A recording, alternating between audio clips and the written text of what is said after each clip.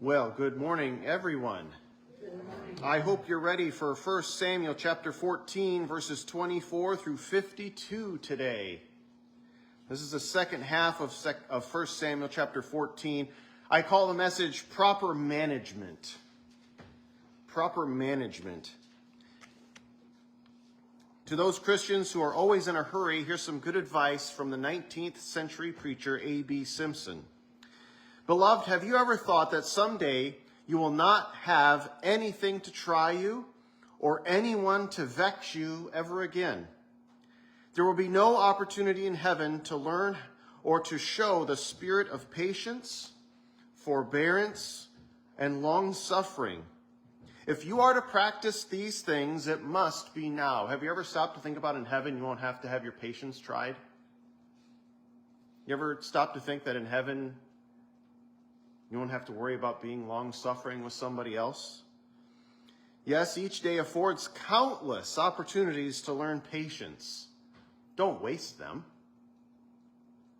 Commenting on our need for this virtue, M.H. Lount has said, God's best gifts come slowly.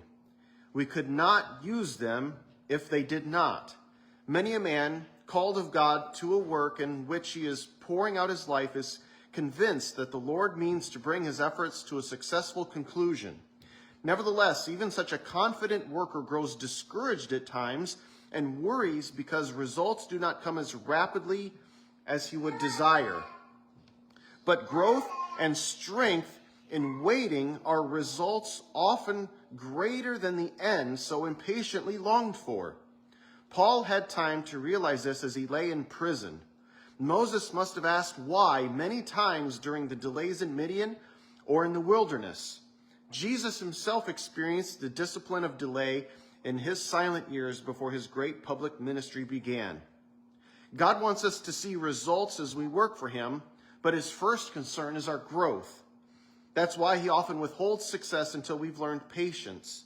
The Lord teaches us this is needed. This is a needed lesson throughout the blessed discipline of delay. For many of us, time and patience are thin. We often want to be in a hurry. However, God is not in a hurry. God is perfectly able to manage time, talents, and treasure.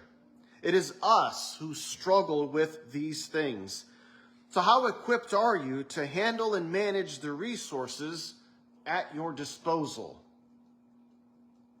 Today we'll see Saul trying to manage what few resources he has at his disposal as God has given the Israelites victory over the Philistines. Today God wants you to see Saul's mismanagement of resources. This man is neither patient, nor long-suffering, nor careful, nor wise as it relates to his resource management, whether it's in time, talents, or treasure. There's three ways that we will see Saul mismanage resources in these verses. The first way, in verses 24 through 35, Saul's preclusion. He mismanages food. How do you mismanage food? Many of us are pretty good at managing our food, as you can see.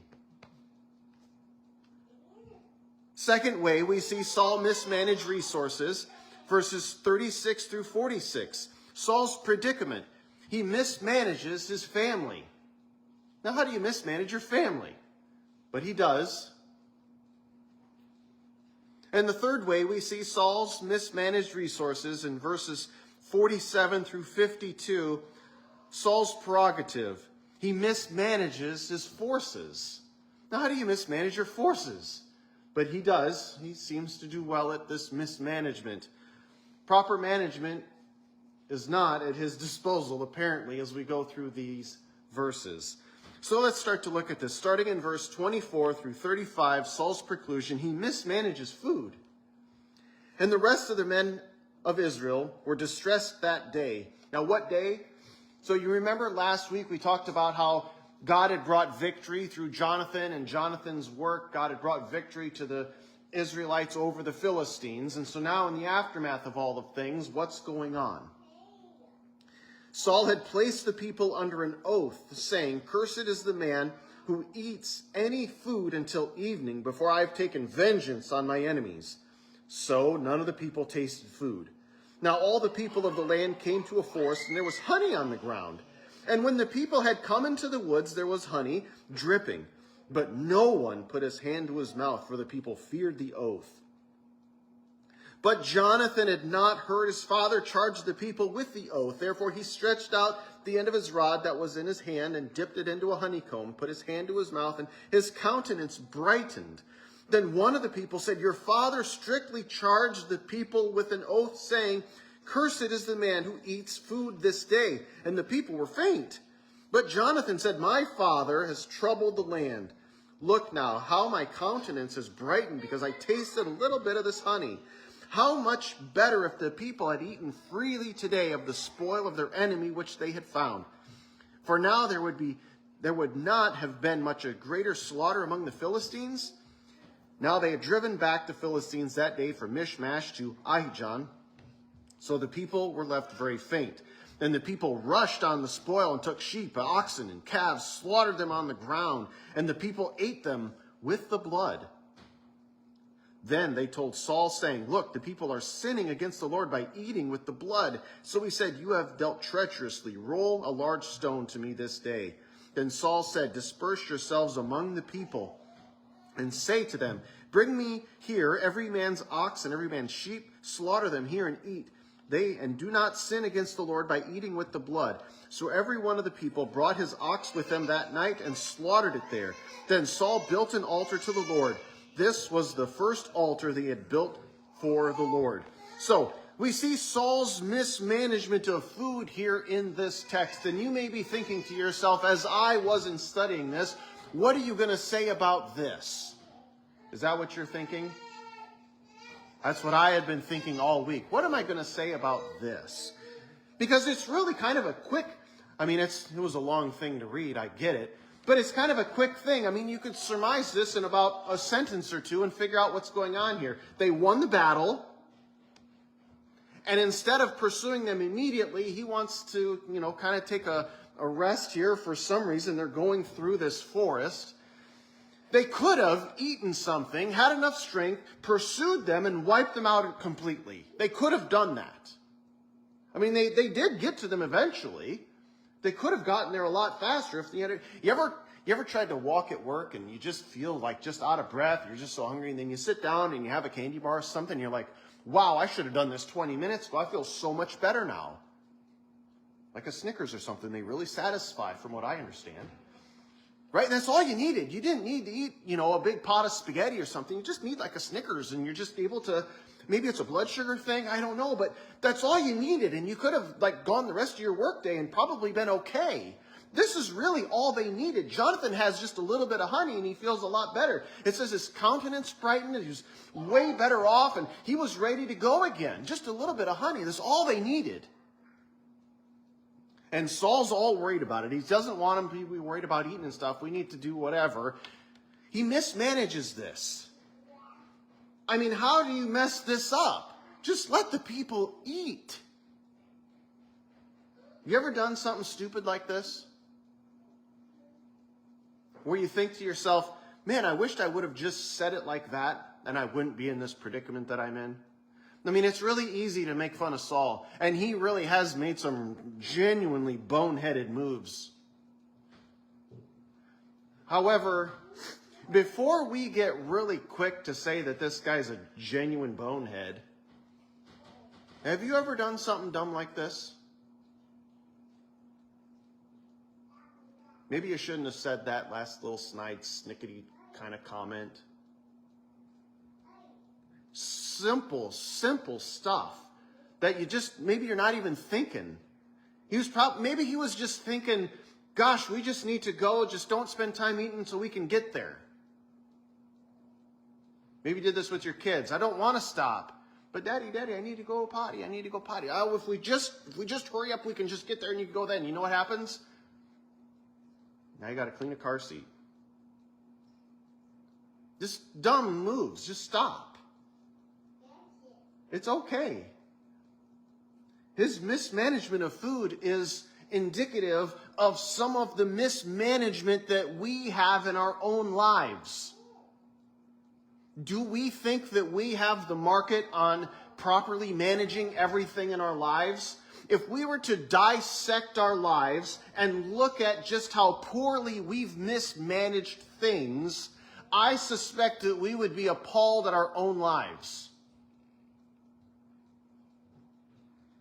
As we look at our society in general today, do you think people are good at managing money? This country is in debt up to its eyeballs and beyond. I mean, not just as a nation. I'm talking about like personal credit card debt. I'm talking the average car payment is like $700. I'm talking we are out of control as a people financially. We are mismanaging funds like who laid the rail? And we're going to think that Saul's a bonehead because he wouldn't let him eat the honey. But we have no better operating than this guy here. Like, we're so far off the beaten path from our finances, it's not even funny. Financial coaching is such an awesome experience nowadays because everybody's a client. That's financially. And that could probably be its own sermon if we really wanted it to be. Let's think about other things. What about obesity in our society? There's a reason why the 600-pound life is so popular on TLC. We don't manage our health well as a society. Everybody's on a pill these days. I remember one of the last times I went to the doctor and the nurse says that he's taking the vitals and stuff. And so, you on any medications? No. She looked at me like she saw a ghost. Everybody's on something. It's crazy these days. What's wrong with us as a society? Our health is out of control. Our finances are out of control. Our family lives. Do you know anybody who's estranged from one of their family members? Our family lives are out of control. I mean, single motherhood in this society of ours is absolutely rampant and out of control. What is going on here? Am I taking crazy pills, or am I the only one that sees this stuff? What about spiritually? How are we doing as a people spiritually? Are we managing our spiritual life and our spiritual health well? How many of us spend every day in the Word? I don't meet a lot of people that spend every day in the Bible. I rarely meet people that spend once a month in the Bible.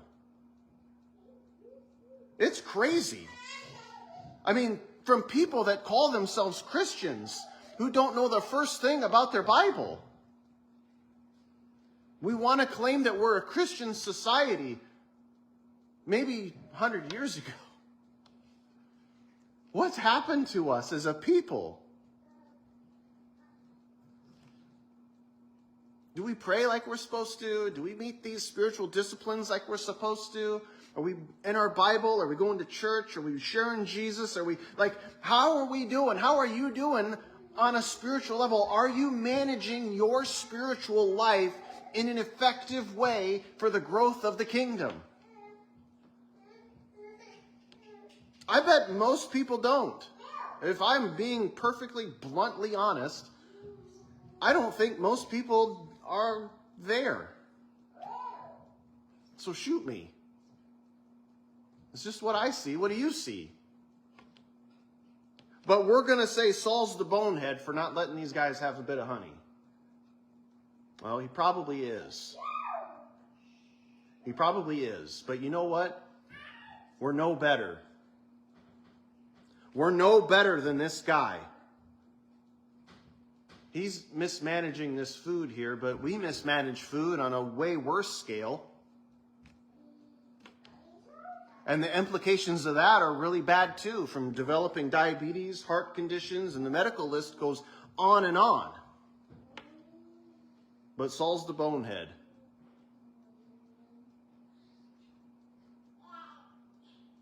Sometimes these messages are way more introspective than I think they are or should be. Because when I started reading this, I'm thinking to myself, what in the world am I going to say about this? He doesn't let him eat honey. Next. What else you got for us in here, author of 1 Samuel? Let's have something good. Where's David at when we need him? And then as I start thinking about it over the week, because I like to write my sermons early in the week so I have time to think about it. And as I'm going through the week, this is all I'm thinking about is, man, I was ready to just call this guy out on the carpet and just say, wow, another red flag for Saul. As we've been going through this, we've been seeing these red flags of Saul. How he's not doing what he's supposed to do. He's not going where he's supposed to go. He's not saying what he's supposed to say. He's not meeting who he's supposed to meet. He's not where he's supposed to be. When they decide to proclaim him king, he's hiding. Like, this guy has just got red flag after red flag. And boy, it's just so easy to just nail him. But the longer I go through this, and the more I read this, the more I study this, the more I'm starting to see myself in Saul. Have I always been first to pray when I needed to pray? Have I always been where I'm supposed to be when God wants me to be there? Have I always been so good at managing my resources all the time? No, I have not. And rarely am I, if I'm being frank and honest. And I doubt there's very many people out there that are any better than me.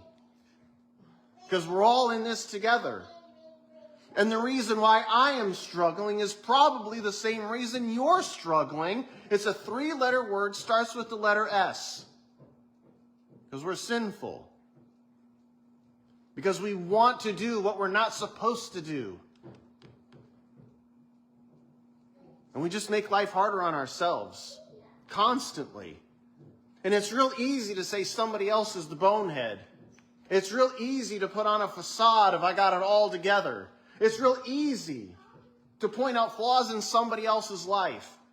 It's so easy to look at Saul and say, boy, what an idiot he is, huh? If he'd have just let him have the honey, it would have been just fine. But you know what? You can go through my life and point different things and say, you know what? If you'd have just done this, life would have been a lot easier for you too.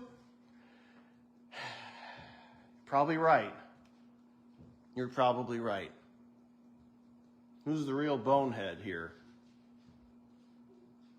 You're looking at him. What are you going to do?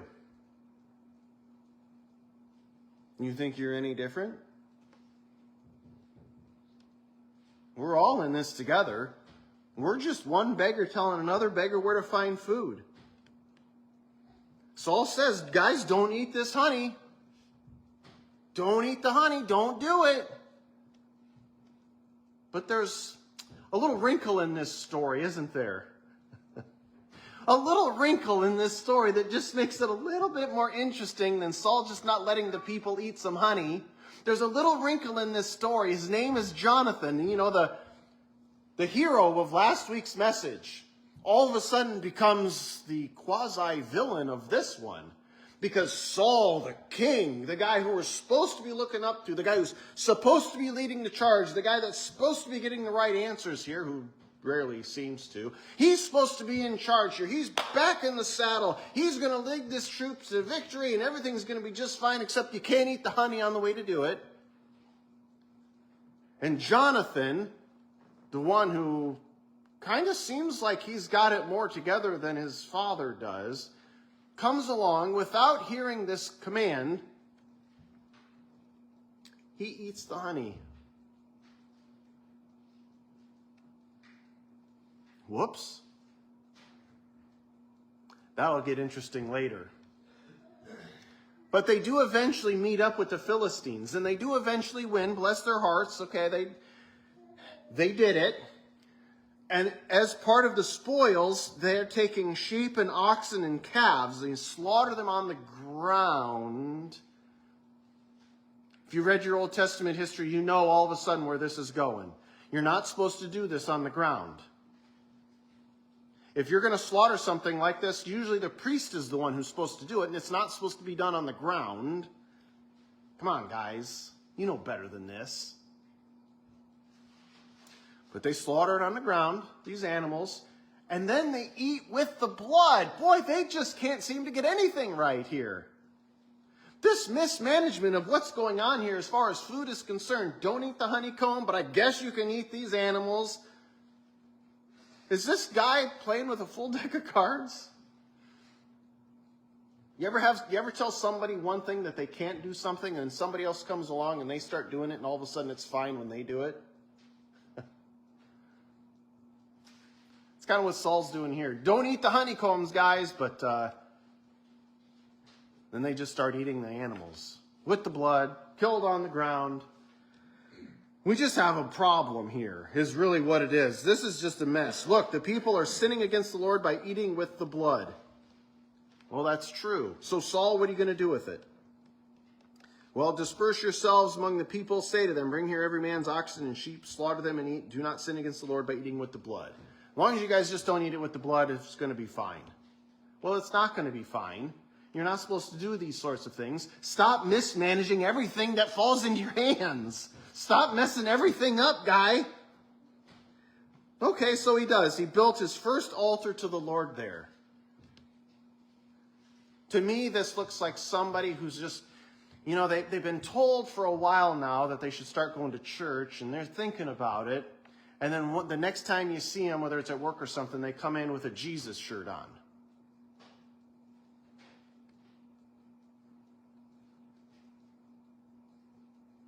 Like, that makes a big difference. Great. He built his first altar to the Lord. That only took him a couple of years. After completely mismanaging everything that's been given to him thus far. But sure, he builds his first altar to the Lord here. Great. Way to go. Super. Thanks, Saul. Is this supposed to impress me at this point? Am I supposed to be so enamored with this guy now that, wow, maybe he's turning his life around. He's got a Jesus t-shirt on. I'm not sure that's how that works. But here it is. This is what he's done. His preclusion to decide that he's going to pull one off like this, he completely mismanages the food here. But this isn't the only thing he's going to mismanage in this passage. He's got a predicament. He mismanages his family. Verses 36 through 46. Now Saul said, let us go down after the Philistines by night and plunder them until the morning light, and let us not leave a man then of them. And they said, do whatever seems good to you. And the priest said, let us draw near to God here. So Saul asked counsel of God, shall I go down after the Philistines? Will you deliver them into the hand of Israel? But he did not answer him that day. And Saul said, come over here, all you chiefs of the people, and know and see what this sin was today. For as the Lord lives, who saves Israel, though it be in Jonathan my son, he shall surely die. But not a man among all the people answered him. Then he said to Israel, you be on one side, and my son Jonathan and I will be on the other side. And the people said to Saul, do what seems good to you. Therefore Saul said to the Lord God of Israel, give a perfect lot. So Saul and Jonathan were taken, but the people escaped. And Saul said, cast lots between my son Jonathan and me. So Jonathan was taken. Then Saul said to Jonathan, tell me what you've done. And Jonathan told him and said, I only tasted a little honey with the end of the rod that was in my hand, so now I must die. Saul answered, God do so, and more also, for you shall surely die, Jonathan. But the people said to Saul, shall Jonathan die, who has accomplished this great deliverance in Israel? Certainly not. As the Lord lives, not one hair of his head shall fall to the ground, for he has worked with God this day. So the people rescued Jonathan, and he did not die. Then Saul returned from pursuing the Philistines, and the Philistines went back to their own place. So he mismanages his family here. So he gets to this point where he's trying to build this altar. And so now let us go down after the Philistines by night. Let us not leave a man of them. And they say, do whatever is good of you.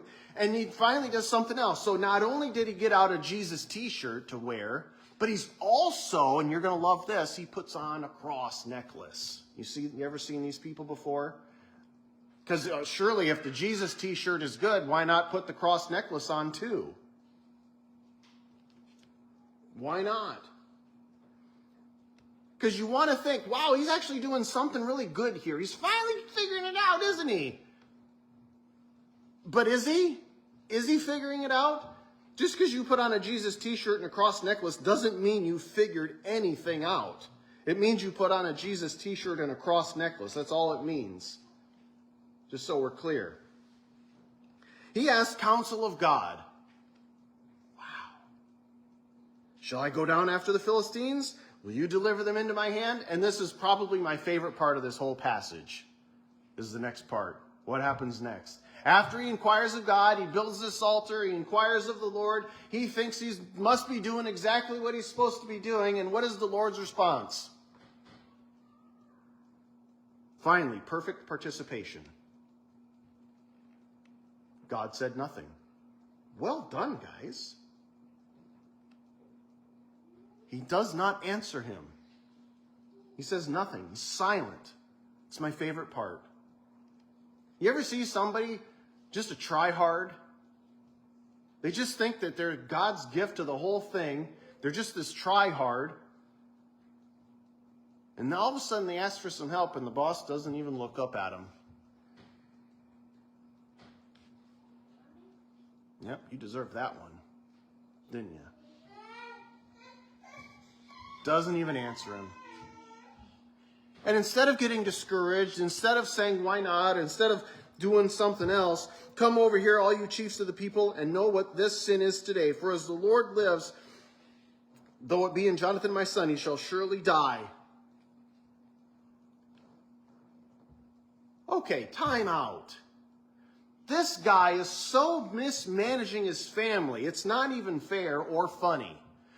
Who was it that brought victory to Israel in last week's sermon?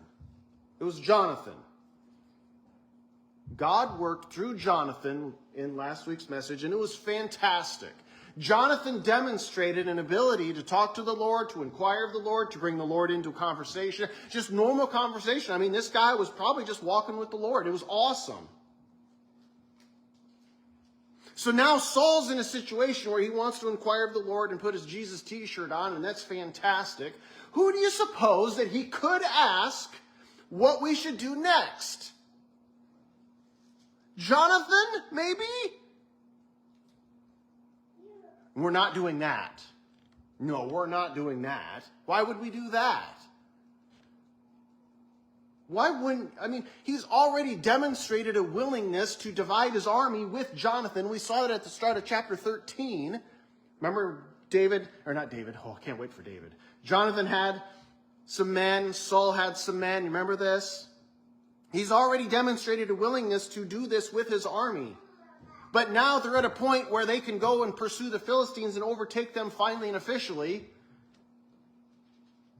Where's Jonathan? Where's Jonathan when you need him?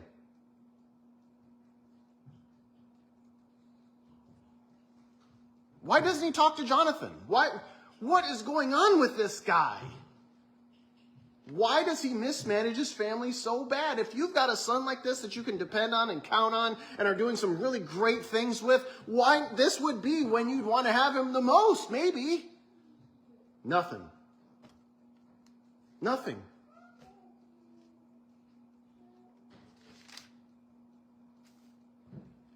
So now we're going to get to the bottom of this with this whole eating of the honey thing. Because as you remember, anybody that eats of this is going to die. And we know that Jonathan is the culprit. So in an attempt to try to figure out who it is exactly and what's going on here, they're going to cast these lots. So they put the people of Israel on one side and Jonathan and Saul on the other side, and the lot falls on Saul and Jonathan. Okay, so now we eliminate all these people. So they're going to cast it again, and it's going to fall on Jonathan. So that must be the culprit, and it is. Does he die? Are Saul's threats valid? Or is this guy just a bunch of hot air? Be very careful when you give out threats. If you are not able to follow through on them, it just makes you look weak. It makes you look undecided. It's just not a good look for a king to make wicked threats like this and then to not follow through on them. But that's what's going to happen.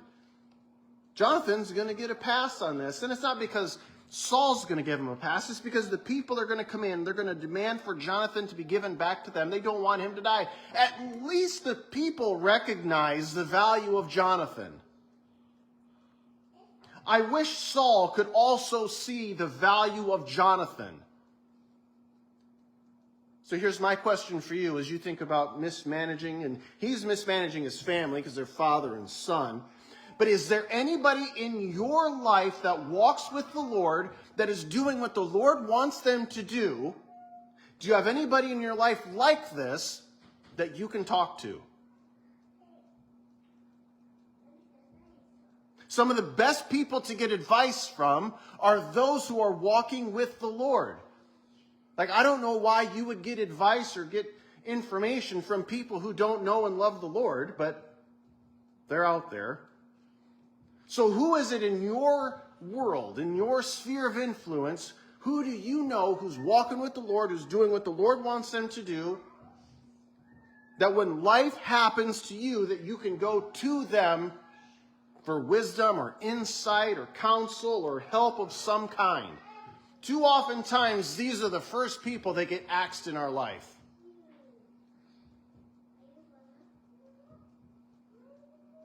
I mean, to be fair, it's usually the unbelievers that are doing the axing of us because they don't like us, because we are telling truth.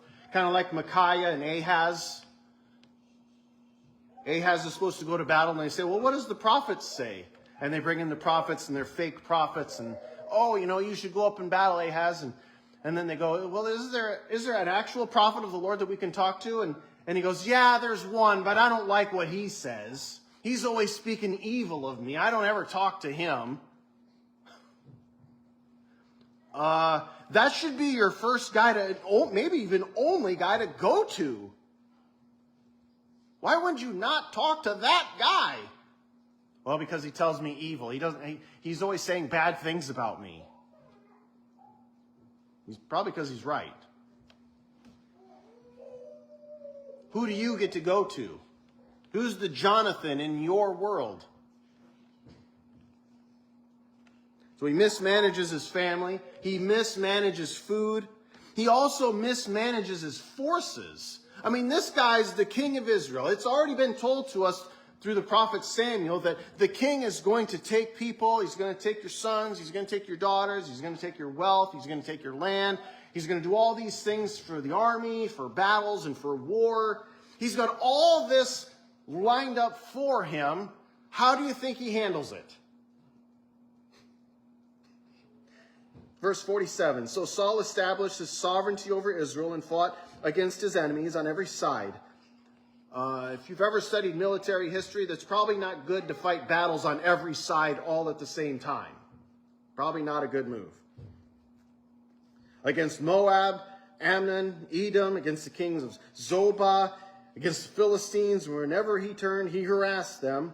And he gathered an army and attacked the Amalekites and delivered Israel from the hands of those who plundered them. The sons of Saul were Jonathan, Jishul, Mechulisha, and the names of his two daughters. Firstborn was Merab, the younger was Michael. The name of Saul's wife was Ahinoam. If you can say these names better, just step right up. I usually just kind of mumble over them, so forgive me.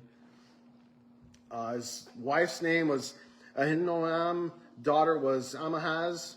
The name of the commander of his army was Abner, son of Ner, Saul's uncle. Kish was the father of Saul. Ner, father of Abner, was the son of Abiel. Now there was fierce war with the Philistines all the days of Saul.